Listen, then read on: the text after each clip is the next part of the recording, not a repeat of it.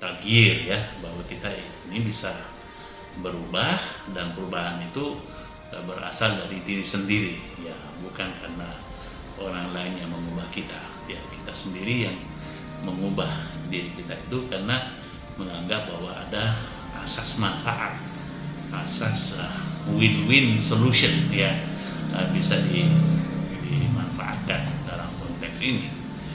Dan perubahan itu bukan karena paksaan dari orang lain, bukan juga karena bujukan atau godaan atau rayuan dari orang lain, tapi itu harus murni keluar dari kesadaran ya, diri sendiri, individu, personality seseorang, sehingga itu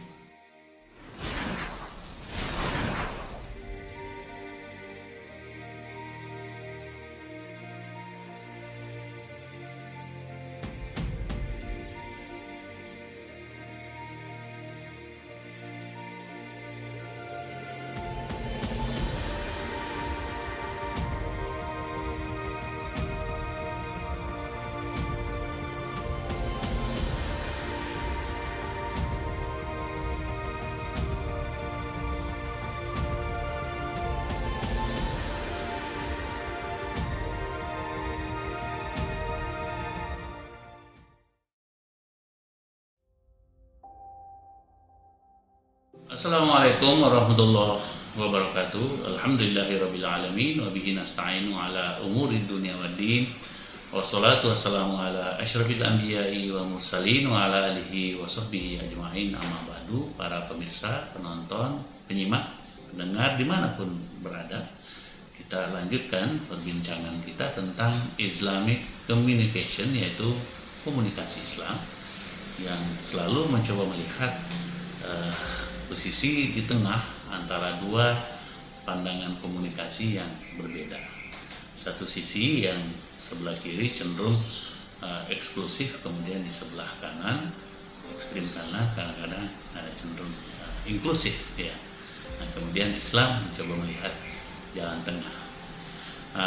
Pada episode ini kita coba melihat bagaimana pandangan komunikasi Islam melihat antara dua, yaitu aspek continuity ya, atau kontinuitas dengan aspek change atau perubahan. Dalam pandangan komunikasi yang sebelah kiri, yang continuity ini selalu ingin agar tradisi, kebiasaan, tradisi, habit itu melanjutkan apa yang sudah pernah ada dari zaman dahulu kala ya, yang sudah diperhatikan oleh nenek moyang, dari orang tua, kemudian turun ke bawah untuk diwariskan kepada generasi berikutnya. Dan ini dianggap sebagai satu kebaikan yang tidak bisa berubah-ubah. Jadi harus dipertahankan nilai-nilai itu karena dianggap sudah teruji keampuhannya, efektivitas dan kontribusinya dalam kehidupan manusia. Jadi kebiasaan-kebiasaan yang berkaitan dengan diri sendiri, berkaitan dengan keluarga, dengan masyarakat, itu tetap dipertahankan ya. Umpamanya untuk diri sendiri ya tentu cara berpakaian ya, cara makan dan cara interaksi ya, cara hidup ya, umpamanya tinggal di mana, domisili ya, itu tentu menjadi pertimbangan-pertimbangan sesuai dengan kebiasaan-kebiasaan masa lalu. Sehingga dalam satu tradisi itu sangat kuat sekali ya, bagaimana caranya umpamanya mendirikan satu tempat tinggal ya, posisi rumahnya itu menghadap kemana ya, kalau menghadap ke sini ini bisa berbahaya, kalau begini bisa menguntungkan, atau biasa-biasa saja. Itu semua dalam kebiasaan masa lalu itu dianggap sebagai model yang ternyata menjadi bagus untuk mengarahkan seseorang kepada kehidupan yang paling tidak ya sama selamatnya, sama bahagianya, sama sejahteranya dengan apa yang sudah dipraktikkan oleh generasi-generasi sebelumnya. Nah, jadi kalau kalau mereka mengambil sesuatu yang baru itu bisa dianggap riskan ya, karena belum teruji umpamanya kebolehannya, belum teruji itu aspek kebenarannya.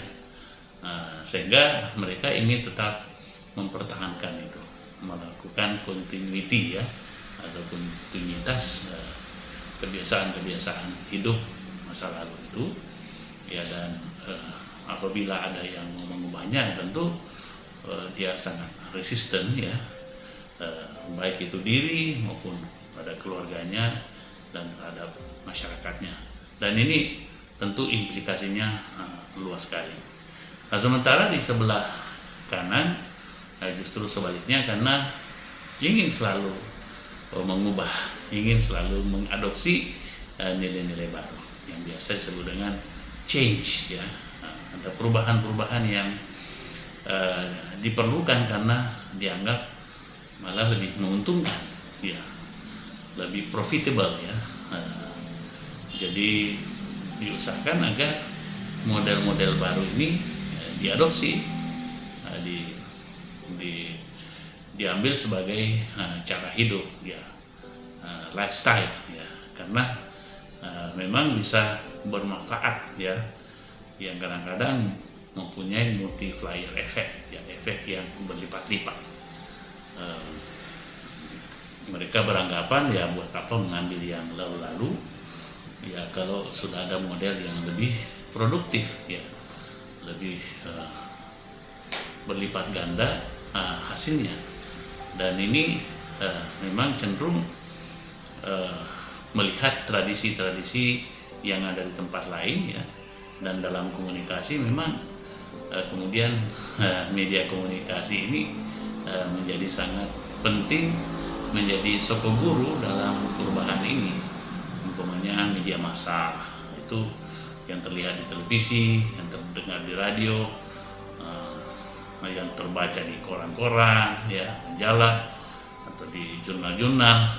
Bahkan juga untuk kondisi sekarang ya, karena ada namanya YouTube ya, kemudian orang bisa melihat pengalaman-pengalaman yang baik ya tentunya ya, dari tempat lain yang bisa diadopsi untuk dirinya, masyarakatnya ya, untuk keluarganya, sehingga merasa lebih confident dengan gaya hidup yang baru itu ya, sehingga tiada hari tanpa perubahan.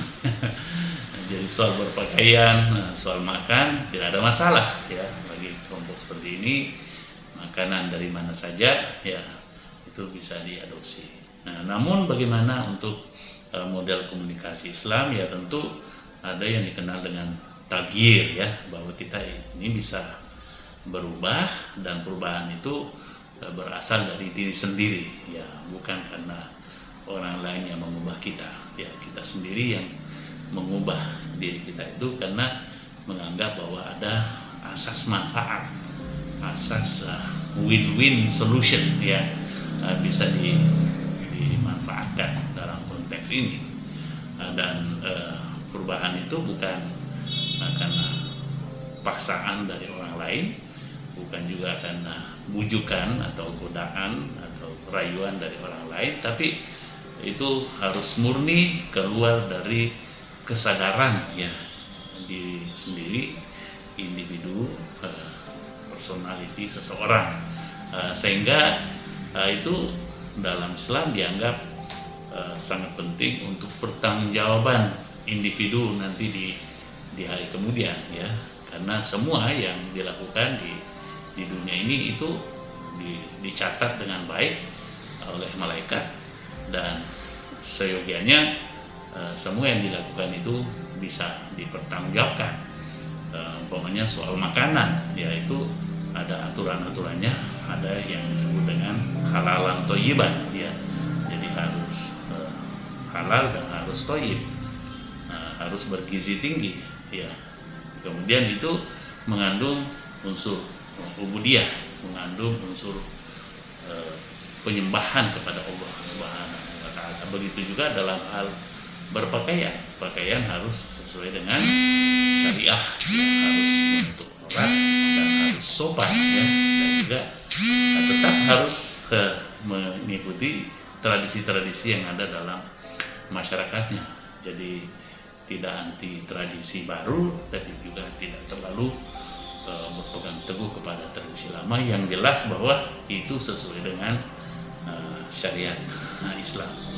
Nah, begitu juga dalam hal tempat tinggal, ya, anywhere itu orang Islam bisa tinggal di mana saja, ya, yang mereka senangi, karena anggapan keyakinan mereka bumi ini luas, ya, dan kita bisa berada dimanapun kita inginkan. Di mana bumi dipijak, di sana itu langit dijunjung, dan kita bisa menikmati apa yang menurut seseorang muslim, ya, itu baik buat dirinya.